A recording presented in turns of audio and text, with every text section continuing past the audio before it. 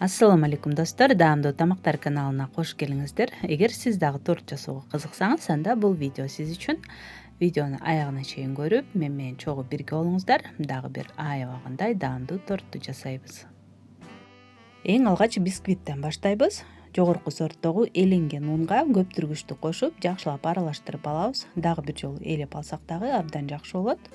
Жана баардык керектүү азыктардын өлчөмдөрүн видеонун алдына калтырып жазып коем. Ал эми башка идишке 4 жумуртканын сарысын бөлүп алабыз. Жумуртканын сарысына 40 грамм кум шекерди кошуп, экөөнү жакшылап аралаштырабыз.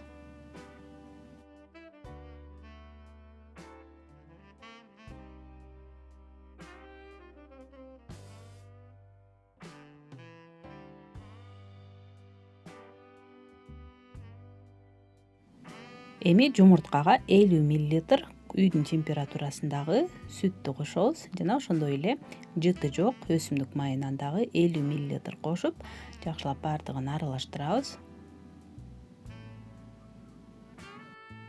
Жана бүгүнкү тортубузга кошула турган эң негизги азыктарыбыздын бири бул мисте пастасы. 50 граммдай кошуп, бүртүкчөлөрү жок бирдей тегиз абалга жеткенче жакшылап аралаштырып алабыз.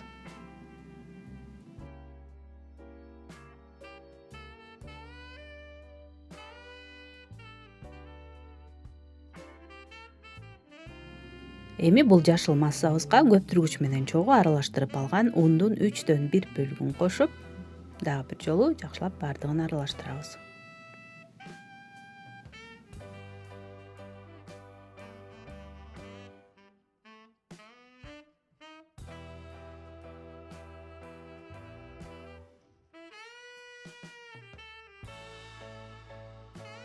Ал эми 4 жумурткабыздын агын өзүнчө чалып алабыз. Ал үчүн идишибиз кургак, таза болушу керек жана жумуртканы алдын ала муздаткычтан чыгарып койсоңуз дагы абдан жакшы болот. Жумуртканын агына 1 чымчым туз кошуп, алгач миксердин төмөнкү ылдамдыгында бир аз көбүртө чалып алабыз. Андан кийин 120 грамм кум шекерди себелеп бир аздан кошуп, миксердин ылдамдыгын жогорулатып, болжол менен 8-10 мүнөттөй жакшылап агарып, көбүрүп чыкканча чалып алабыз. Жумурткабыз катуу болуп, идиштен куюлуп кетпектей абалга келиш керек.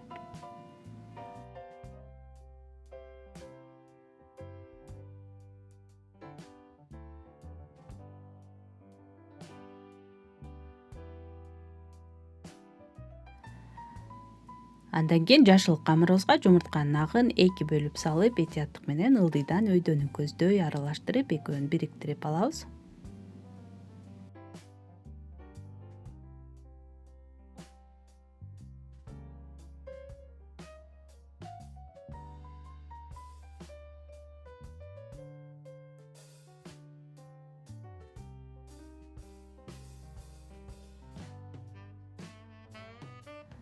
Андан кийин камырыбызга ундун калган бөлүгүн салып, дагы бир жолу этияттык менен ылдыйдан өйдөнү көздөй аралаштырып алабыз. Этияттык менен деп айтканымдын себеби анткени камырыбыздын арасында аба толуп турат. Ошол аба биздин камырдын бышып жатканда көтөрүлүшүнө жакшы жардам берет. Ошондуктан баардыгын чыгарып салбашыбыз керек. Камырыбыз жеңил бойдон калса абдан жакшы болот. Эми формабызга куюп, камырыбызды бышыра берсек болот. Формамдын диаметри 20 сантиметр. Алдына фольга төшөп койдум.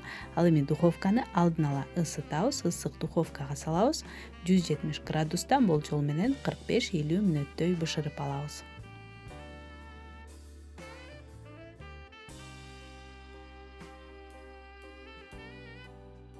Бисквиттин бышканын жыгач таякча менен текшерип алсак болот. Эгер кургак чыкса, демек бышты. Бир аз убакыт идишинде муздатабыз. Темир торчого көмкөрүп койсок болот. Андан кийин гана четтерин бычак менен бошотуп, идиштен чыгарып, толук муздаганча ушул темир торчонун үстүндө калтырып коебуз.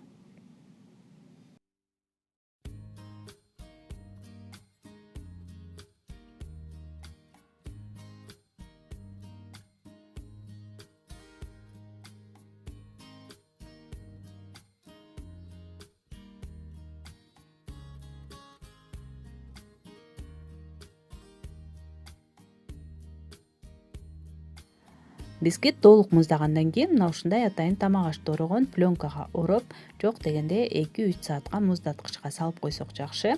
Андан көп убакыт деле тура берет. Бисквитти негизи 2-3 күн мурун деле жасап койсоңуз болот.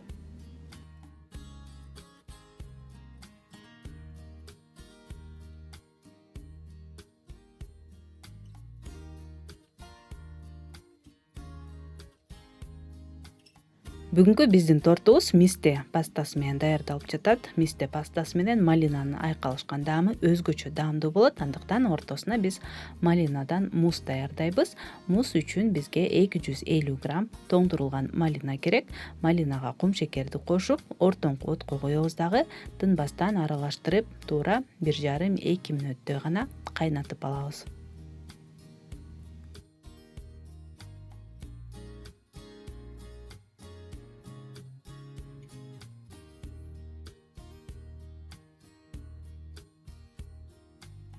Ал эми муздак сууга желатинди салып, жакшылап аралаштырып, желатин көбүп чыкканча болжол менен 5–10 мүнөттөй коюп коебуз.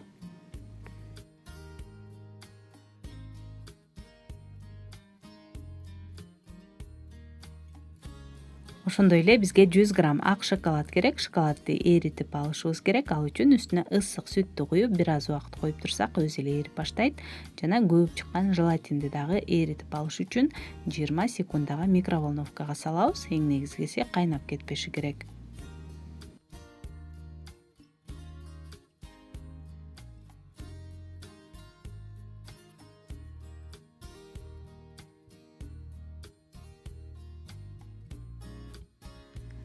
Эми эриген шоколаддын үстүнө ысык малинаны куябыз. Бизге даниктери кереги жок, ошондуктан сөзсүз түрдө торчодон өткөрүп алабыз.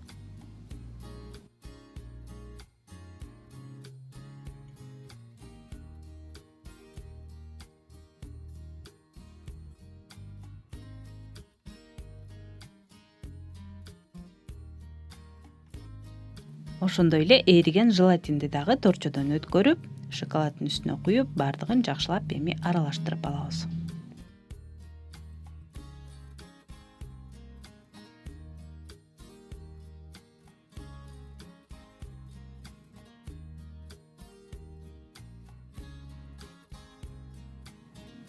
Ал эми 33% сливкини бир аз убакыт миксердин жардамы менен чалып алабыз. Өтө коюу крем кылып чалыштын кереги жок, жумшак бойдон калышы керек. Бир аз эрип бараткан балмуздакка окшош турсак болот.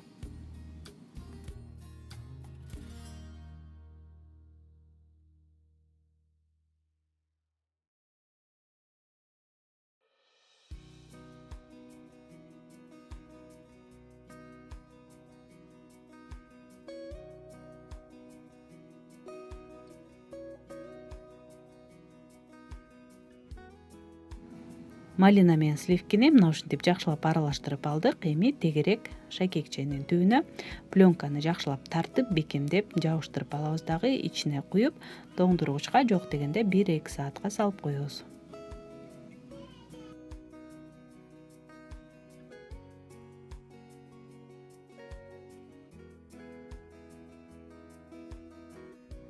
Торттун кремине бизге 500 грамм творожный сыр керек. Дал ушундай кремди үй шартында жасап алсаңыздар болот. Менин каналымда видеосу бар. Ушул видеонун алдына шилтемесин калтырып коем, кирип көрүп алсаңыздар болот. Творожный сырга 200 грамм кумшекердин упасын коштум. Ошондой эле 50 грамм мисте пастасынан кошуп, үчөөнү жакшылап чалып, аралаштырып алабыз.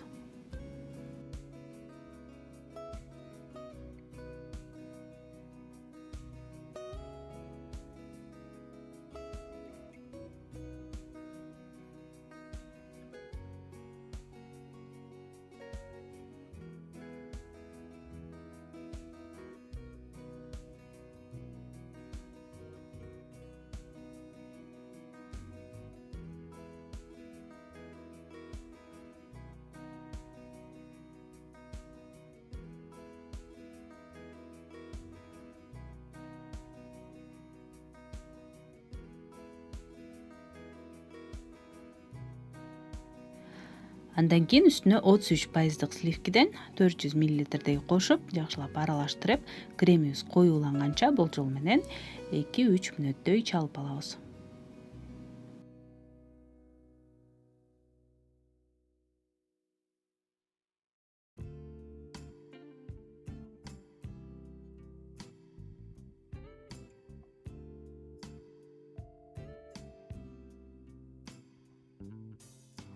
Мына ушундай өзгөчө даамдуу крем сиздер дагы сөзсүз түрдө жасап көрүңүздөр. Кремибиз даяр. Бисквитибиз муздаткычта бир аз убакыт эс алды. Эми тортубузду чогулта берсек болот. Алгач бисквитти 3 бирдей бөлүккө бөлүп алабыз. Бир дагы тамчы боек кошулбаса дагы ушунчалык кооз, көрктүү болуп чыкты.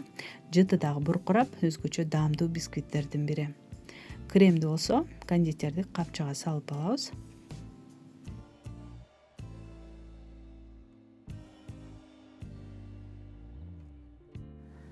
Малинадан жасалган тоңуп музду дагы тоңдургучтан чыгарып турабыз жана алгачкы бисквитти нымдаштырып, үстүнө кремден майлап, андан кийин экинчи бисквитти коебуз. Бисквитти нымдаштырганга мен музду жасаган калган малинанын калдыктары бар болчу, ошонун үстүнө эле суу менен кумшекерди кошуп, таттуу кылып сүзүп алдым. Ошол малинанын ширесин колдонуп жатам.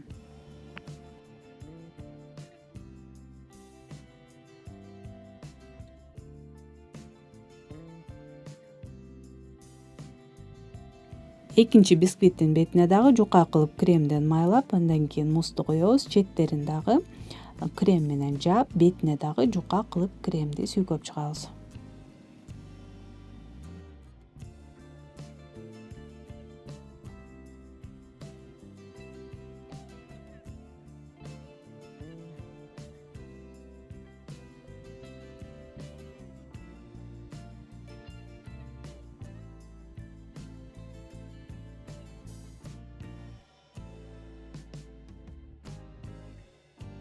Ал эми тортубуздун бети тегиз болуш үчүн биз бисквиттин түбүн тескерисинче үстүңкү бетине көмкөрүп коебуз. Ошондо тортубуздун бети тегиз болот. Четтерин жука кылып крем менен жаап чыгабыз. Бетин дагы жаап, тегерек шакекченин ичине салып, муздаткычка жок дегенде 2-3 саатка салып коебуз же түнү менен калтырып койсоңуз болот.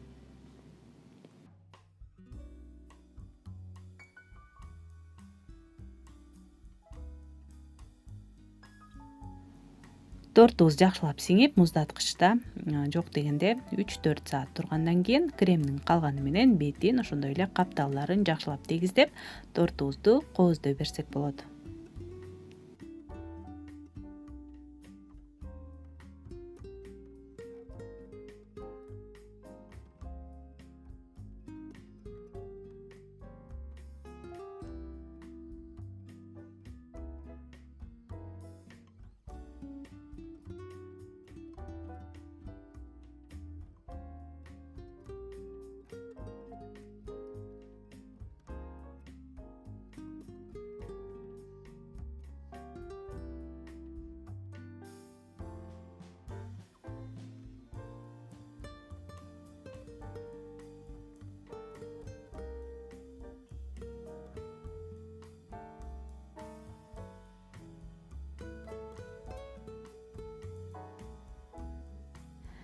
Ал эми кооздук үчүн мен бүгүн кулпунайды колдондум. Кулпунайларды кесип, четтерине тизип, бетине мистени майда туурап себелеп чыктым дагы жалбыздын жалбырактары менен кооздоп койдум. Ошо менен тортубуз даяр болду.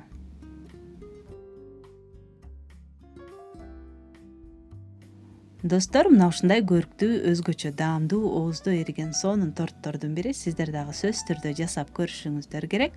Ал үчүн менин видеомдун пайдасы тийип, сиздерге жардам берет деген үмүттөмүн. Эгер ошондой болсо, лайк басканды унутпаңыздар. Дал ушундай жол менен сиздер менин эмгегимди баалаган болосуздар.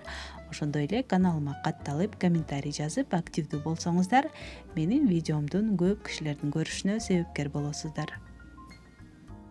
Ал эми видеону аягына чейин көргөн болсоңуз, комментарийге плюс белгисин калтыра кетиңиздер. Сиздерге чоң рахмат. Кийинки видеолордон көрүшкөнчө.